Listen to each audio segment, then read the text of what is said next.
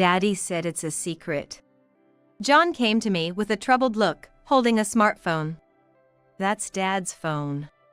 You're gonna get in trouble for taking it without asking. I cautioned John, but his unusually serious demeanor caught my attention. It was Sean's phone, which I don't usually see. Confused, I took Sean's phone from John and started to go through it. What? No way!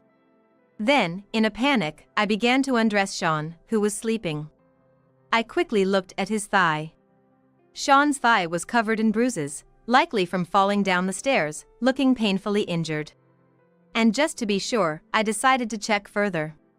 There was such a horrifying photo. Maybe he was injured in places that are hard to see. Feeling anxious and tense, I gently checked. What does this mean? That's when I discovered a shocking truth. My name is Mary Allen. I am 42 years old this year. I live with my husband of the same age, Sean, and our 5-year-old son, John. Sean and I met at our new job. I quit my office job for a career upgrade and joined the company where Sean works as a salesperson. Sean works there as a real estate broker. The first impression I had of Sean was that of a sleek man. Sean looks refreshing and cool. He appears younger than his age and is very fashionable in his dress sense. Because of this, Sean is quite popular. So, I never thought I'd get into a romantic relationship with Sean. The reason we started dating was because we ended up handling the same project. It was a project involving the brokerage of a large commercial building. Originally, it was a consultation from my client, but it was too much for me to handle alone. So, at the suggestion of my direct supervisor, Sean became my support. And Sean took on the role of mentor, but it was quite tough. Having worked as an office worker in my previous job, I had no experience in creating proposals. Because of this, every time I submitted a proposal to Sean, I was told to do it over, and had to make numerous revisions.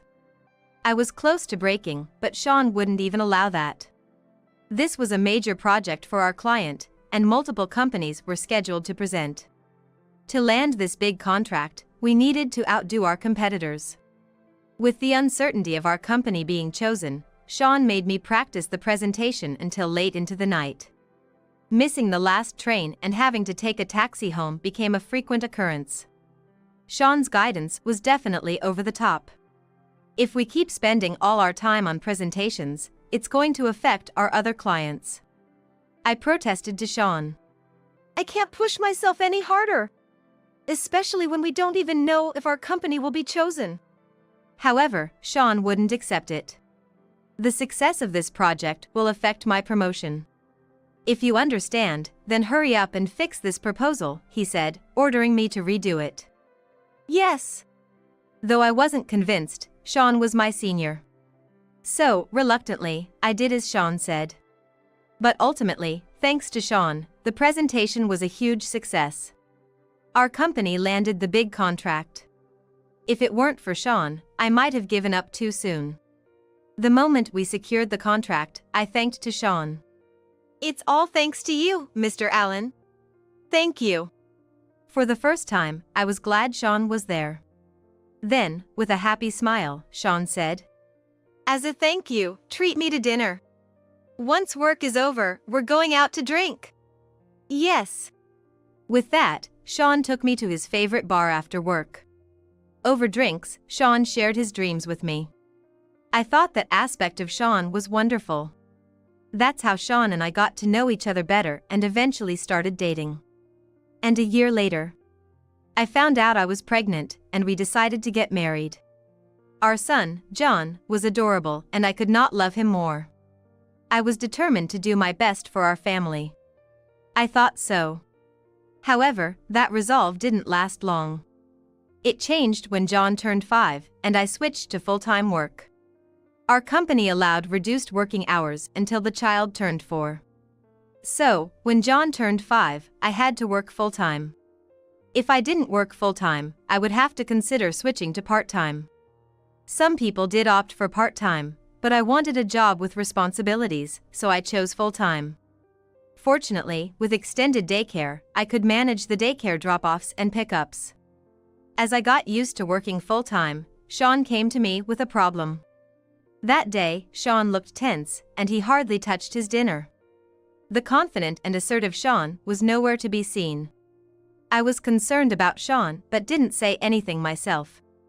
Eventually, Sean reluctantly brought up his issue. Recently, I've been having trouble with the new transfer, Ms. Williams. That Williams? What's going on? I asked Sean, surprised. I had transferred departments and now worked in a different one from Sean. So, I didn't know who had been newly assigned to his previous department.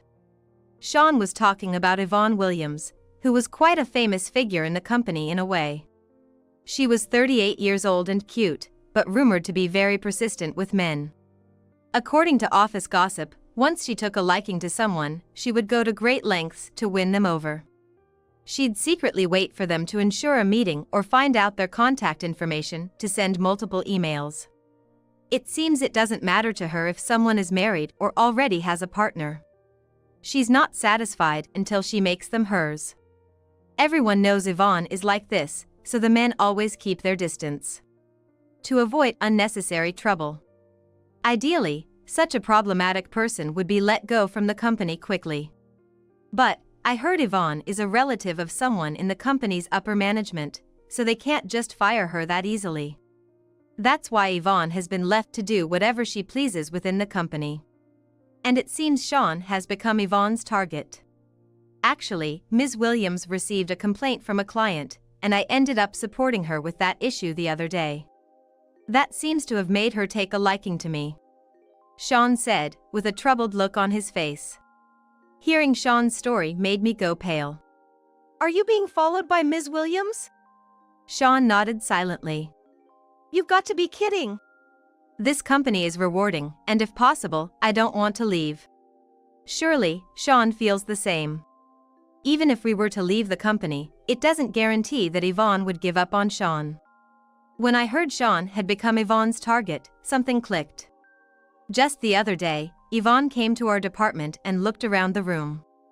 I initially thought she had business with someone, but Yvonne didn't seem to talk to anyone. I watched Yvonne and tilted my head in confusion. Then, in the next moment, our eyes met. Yvonne sneered through her nose. I didn't understand the meaning at that time, but she probably came to check out the face of Sean's wife, me. If Sean has become Yvonne's target, it might negatively impact me too. There's a possibility that Yvonne might do something to make Sean divorce me. I sighed, wondering what to do next. Sean looked tired after that. And his return time from work became later and later. I'm home. Sean, did something happen with Ms. Williams again? I asked Sean when he got home. Then, Sean nodded. Yeah. Today, I was followed by Ms. Williams again on my way home. He answered, lacking energy. I see. Hearing Sean's response made my voice drop too. Lately, Sean's return time has been past 1 a.m. I've heard it's because of Yvonne's stalking. Even if he leaves work on time, Yvonne, who lies in wait, approaches him, and even if he refuses, she follows him. It would be trouble if she followed him home. So, reluctantly, he stays to talk with Yvonne until she's satisfied, and before he knows it, it's late. It must be tough dealing with this every day. John's been feeling lonely too. I couldn't help but think that Yvonne really is as rumored, and I felt sorry for Sean. Lately, on his days off, Sean has started to stay away from home too. The reason is Yvonne. If Ms. Williams comes to our house on a day off, it would be dangerous for Mary and John. So, I decide to spend the day somewhere outside, Sean would say before heading out for the weekend. Because of this, John looks lonely. Dad's gone out again? I wanted to play with him. Yeah. I didn't know what to say to John, so I could only give him a vague response. John talked to me with a disappointed face. Plus, I wanted to see Dad's phone again. What a bummer. Thinking back, Sean often showed John something on his phone on his days off. I don't know what he was showing, but it must have been some game on his phone. I thought it was unavoidable for Sean to disappear on weekends, even at the expense of family time. Yvonne has connections with the upper management, so getting employee personal information would be easy for her. That's why the possibility of Yvonne coming to our house wasn't far-fetched. Also, I've been feeling threatened by Yvonne being too close for comfort. Ever since I heard Yvonne was targeting Sean, I've been restless at work. Because Yvonne gives me gestures that instill fear. One day, I bumped into Yvonne in the company hallway. Upon seeing me, Yvonne gave a creepy grin. And as we passed by each other, she muttered in a low voice, "Better divorce Sean quickly. Who knows what might happen to you and your son?" What? By the time I turned around, Yvonne was gone. The thought of something happening to John because I didn't leave Sean was terrifying. It's too late once something happens. Yvonne is tearing our family apart. How long will this life go on? I'm exhausted. I sighed deeply to myself. Then, one day, it finally happened. Sean is in the hospital. That was the call from the hospital. According to the nurse who called, Sean seems to have fallen from the top of the stairs. The hospital still didn't know why Sean had fallen. I thought it might be because of alcohol. Sean loves to drink, and I considered the possibility that he had fallen because he was drunk. "Mom, what's wrong?" John looked worried. Seeing John, I didn't want to cause him unnecessary worry. John is only 5 and should always be smiling. So, I forced a smile and said to John, "Dad got a little hurt, it seems. I don't think it's anything to worry about. How about we go see Dad now?" Upon hearing my suggestion, John immediately answered, "Yeah. Let's go." Before leaving the house with John, I packed a bag with Sean's change of clothes and essentials. I thought Sean might not be able to be discharged from the hospital soon. Upon arriving at the hospital with John, we were led by a nurse to a private room. I tried to open the door, but my hand was shaking from nervousness. Then, as we entered, I saw Sean lying on the bed. Even as we entered the room, there was no sign of him waking up, which made me anxious. A nurse by our side explained Sean's condition to us. It seems Sean had been in surgery for a while, and due to the anesthesia, he wouldn't wake up for some time. After finishing the explanation, the nurse left the room. On the bedside table next to where Sean was sleeping, there were items like a smartphone and a ballpoint pen, probably belonging to Sean right up until this happened. Sean! How did this happen? I couldn't help but feel like crying as I looked at Sean's injured state. The nurse had mentioned he would need to stay in the hospital for a while. Thinking about the future made my head spin. If Sean doesn't wake up, and with John only being 5 years old. Seeing me about to cry from anxiety, John spoke up. "Mom, are you okay?" John looked very worried. I couldn't let John worry any more than this. Forcing a smile, I replied, "It's okay. Don't worry. That's good. I get worried when Mom isn't happy." John said with a relieved expression. "I'm sorry for worrying you," I said, feeling a bit better just by looking at John. However, John then turned serious and walked over to the bedside table where Sean was lying. He picked up Sean's smartphone. "John." I had no idea why John was doing that. Then, with a troubled look on his face, John brought the smartphone to me, saying, "Dad said this is a secret." I wondered why John wanted me to see Sean's smartphone. I had no idea why. "That's Dad's phone. You're gonna get in trouble for taking it without asking," I warned John, but I was concerned about his serious demeanor. Sean's phone, which I don't usually see. Confused, I took Sean's phone from John and started to look through it. "What? No way!" I turned pale upon seeing Sean's phone. It was filled with numerous emails from Yvonne. Initially, the content was mostly Yvonne trying to promote herself. But gradually, the messages began to threaten Sean. Then, I froze upon reading a certain email. "Divorce your wife and be with me." Otherwise, who knows what might happen to your child? I can do anything for you. Could Yvonne be using John as leverage for her threats? I glanced at John and began to tremble with fear. I couldn't live if something happened to John. And perhaps Sean ended up in this situation trying to protect John. I continued reading the emails. Then, I found an attached photo. The photo turned me pale. What is this? I unintentionally raised my voice, forgetting I was in a hospital. It was a photo of a teddy bear with bandages wrapped around its thigh. Looking battered. It's really creepy, but could it be? I looked at Sean apprehensively. It could be some sort of message from Yvonne. So, I hurriedly undressed the sleeping Sean to check his thighs. After thoroughly checking, I let out a sigh of relief. Good. There don't seem to be any stab wounds. Sean's thighs were likely bruised from falling down the stairs, looking painfully injured. However, there didn't seem to be any wounds inflicted on purpose, and I felt relieved. Seeing that photo made me think Yvonne might have harmed Sean. Yvonne is obsessed with love, to the point of being too single-minded.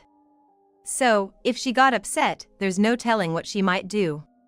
She has stalked in the past and repeatedly contacted Sean even after being rejected. She's not the type to give up easily. And just to be sure, I decided to check further. After such a horrifying photo, there might be injuries in places hard to see. Feeling anxious and tense, I gently checked. After looking closely, I noticed something odd. What does this mean? I unintentionally raised my voice. That's when I discovered a shocking truth. Sean was completely hairless in various places. Upon closer inspection, it seemed like he had undergone full-body hair removal. I hadn't noticed at first because of the bruises, but his arms and legs were smooth as well. I felt a slight sense of incongruity. I couldn't understand why Sean would undergo full-body hair removal. While hair removal in certain areas might be performed by a hospital for surgery, it would be unusual to do so for the entire body. Moreover, Sean doesn't seem like the type to undergo full-body hair removal. Originally, Sean was quite hairy but seemed unconcerned about it. I'm rugged and manly, right? I remember him saying confidently. Would Sean really go to the trouble of getting hair removal? I gently pulled Sean's pants back up. It would be awkward if he woke up with his pants down. After a while, Sean woke up. Mary, did you come? Sean spoke to me with a vacant expression. Dad, you finally woke up? We were so worried about you. John was happy to see Sean awake and ran straight to him. John came too? Thank you, Sean said, looking lovingly at John. However, my feelings were mixed.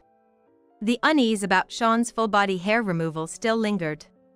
But I couldn't let Sean catch on to my unnecessary concerns. And there was a chance it was just unwarranted worry. I brought your things since it looks like you'll be staying in the hospital. We'll come to visit again, so don't push yourself, I said to Sean, and he replied.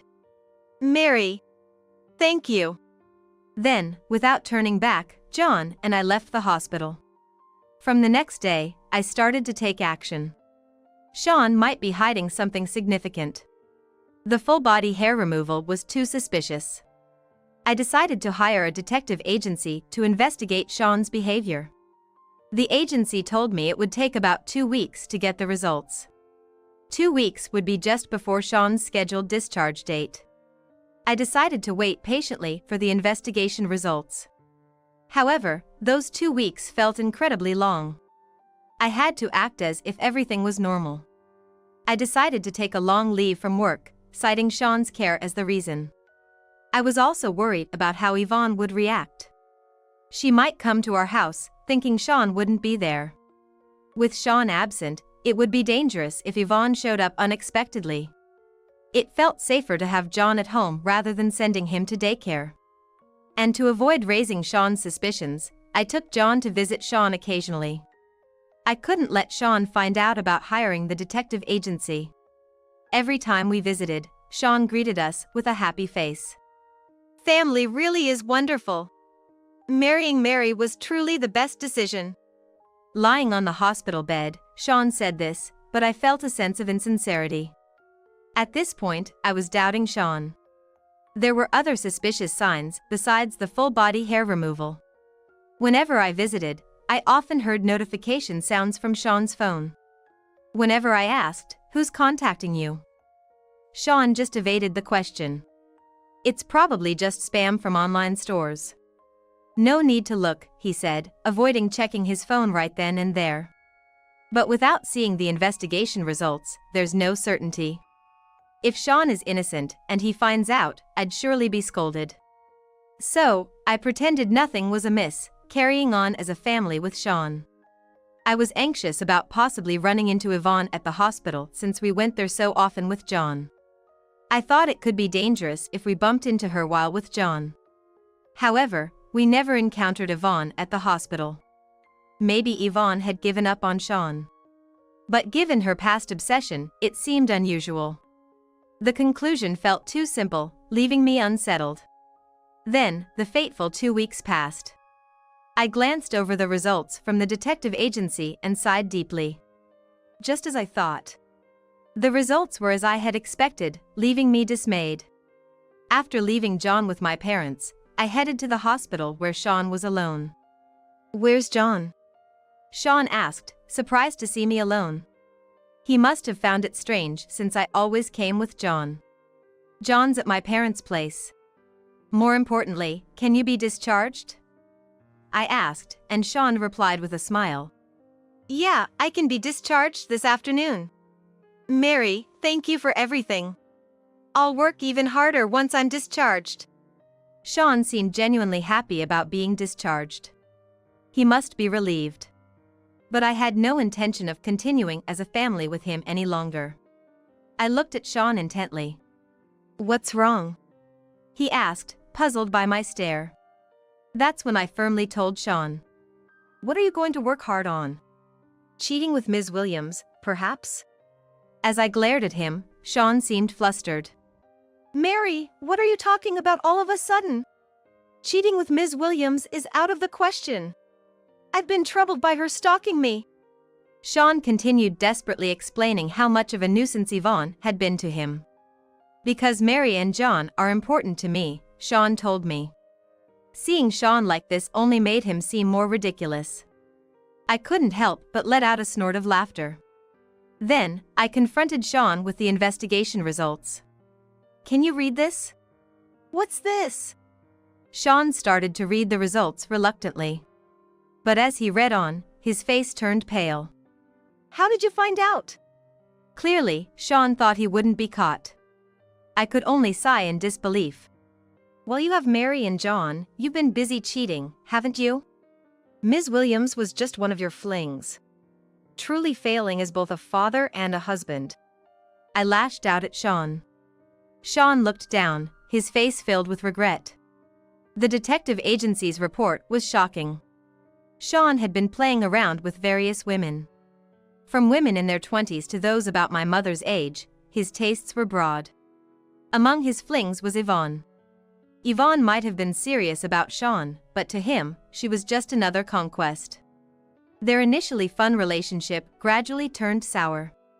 Given Yvonne's nature, she started to demand more from Sean. She complained about his other affairs. But Sean wanted to keep playing the field. I thought him utterly despicable as a person. That's why Sean found Yvonne bothersome and attempted to break things off with her. However, Yvonne wouldn't have it. Because she had already dreamed of marrying Sean. So that's why he suggested we break up. Soon after, I started receiving threatening emails from Yvonne and she began stalking me. Without regard for holidays, Yvonne started coming to see Sean. The reason Sean was hospitalized this time also ties back to Yvonne. When Sean tried to break things off, an enraged Yvonne pushed him from the top of the stairs. That fall led to Sean's serious injuries this time. Seeing the investigation results, any love I had for Sean was completely gone. "Mary! Listen.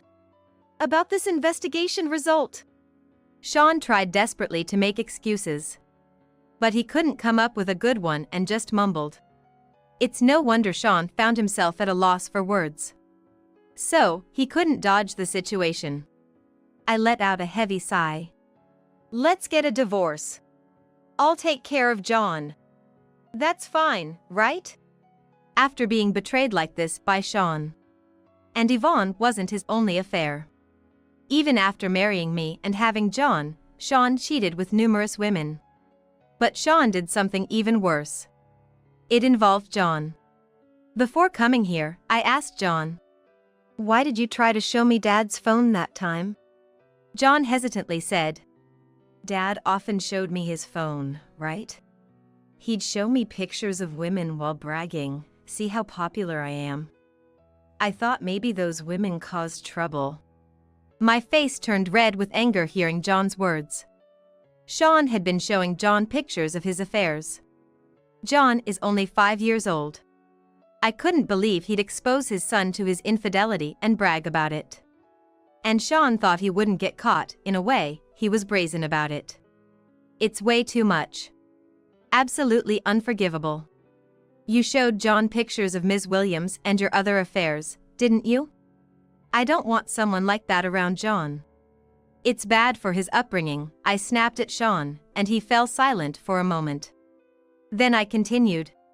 Why don't you divorce me and remarry one of your affairs? With all the cheating you've done, you'd have plenty of choices, wouldn't you? But Sean refused to agree to a divorce. I absolutely don't want a divorce. First of all, we still have 30 years left on the mortgage, and then there's John. Sean said, opposing the idea. Bringing up the house's mortgage now. It seems Sean really only thinks about himself. Sean continued with a parade of excuses. Mary was too busy with work and childcare, never paying attention to me. I was just trying to ease my loneliness. Sean tried to justify his cheating. He continued trying to convince me he was right. Further discussion seemed pointless. I told Sean, who was desperately trying to justify himself. We're getting a divorce either way. We'll discuss the details through lawyers. I don't want a divorce, Sean murmured, repeating his refusal. Sean has no place in John's and my life. I'll be reporting this matter to the company, I said, fluttering the investigation results before him. Sean's face turned pale instantly. If you do that, my position at the company will be ruined. Please, don't tell the company, Sean begged repeatedly. Indeed, if this came out, Sean wouldn't get off scot-free. He might at least be suspended. But I had decided not to hold back. Absolutely not. Sean and Ms. Williams can both go to hell. You can manage your discharge paperwork yourself. Mary! Wait! Sean called out as I left him in the room, refusing to listen. In the end, Sean and I managed to finalize our divorce. Sean showed considerable reluctance to the divorce, but there was plenty of evidence of his affairs. Not just 1 or 2 women. I told him we'd go to court if he made things difficult, and that hurried him to submit the completed divorce papers. Going to court would mean more expenses, and Sean, wanting to keep the matter private, would find it troubling. In the end, it seems Sean prioritized his own self-preservation over his family. And as for alimony, I was able to receive a standard amount from Sean. Of course, I also got custody of John. Initially, Sean claimed he wanted custody of John. But John firmly rejected him. I'll go with Mom. Dad, you care more about other women than me, right? John. Sean's shoulders slumped upon hearing John's words. He probably thought John would choose him. It's a mystery where such confidence came from. And about what happened afterward, Sean was fired from his job. He faced a harsher punishment than just a suspension. The reason lies with Yvonne. After that incident, Yvonne was arrested, and the whole series of events became public within the company. The incident of Sean falling down the stairs had been witnessed by many. Although not initially reported to the hospital's doctors and nurses, it turned into quite a big deal. There were numerous eyewitnesses, and Yvonne was quickly apprehended. The incident was even posted on social media with video. That probably made it easier for the police to catch her. The reason I never encountered Yvonne at the hospital was that she had already been arrested. Of course, Yvonne was also fired from the company. Even relatives in the upper management couldn't cover for her. Given what she did, it seemed only natural. I planned to demand alimony from Yvonne through a lawyer. Surely, even after her release, Yvonne will continue to face difficulties. And the company's backlash was directed at Sean too. Sean had been hospitalized and initially thought to be a victim. However, Sean's promiscuity was soon reported both internally and externally. Sean had even made advances on women he met through work. Naturally, the company couldn't keep such a problematic person. So, Sean was quickly dismissed. A deserved outcome, indeed. Afterward, Sean contacted me multiple times. I've been fired, and I can't pay the mortgage. Please, can't we start over? I want to see John too. Without a job, Sean is left with nothing but debt. Rumors suggest he even had affairs with married women and is being sued for alimony by their husbands. But this is all Sean's own doing. Just pay the child support already, I told him before hanging up the phone. Then, I blocked Sean's contact. If child support payments stop in the future, I plan to consult a lawyer again. I won't let Sean take the easy way out. He deserves a life full of hardship. Now, it's just John and me living together. With the alimony received, we moved to a well-secured apartment complex. Becoming a single mother, I wanted to ensure a safe living environment. John would say sweet things to me. "I'll protect you, Mom," and hug me tightly. Thank you. I love you so much, John. I hugged John back. Though my marriage with Sean was terrible, I'm grateful that John was born. His smiling face is a treasure, and I want to protect him for as long as I can. Until the day John grows up, I want to face everything with all I've got. For that, I'm going to keep pushing forward.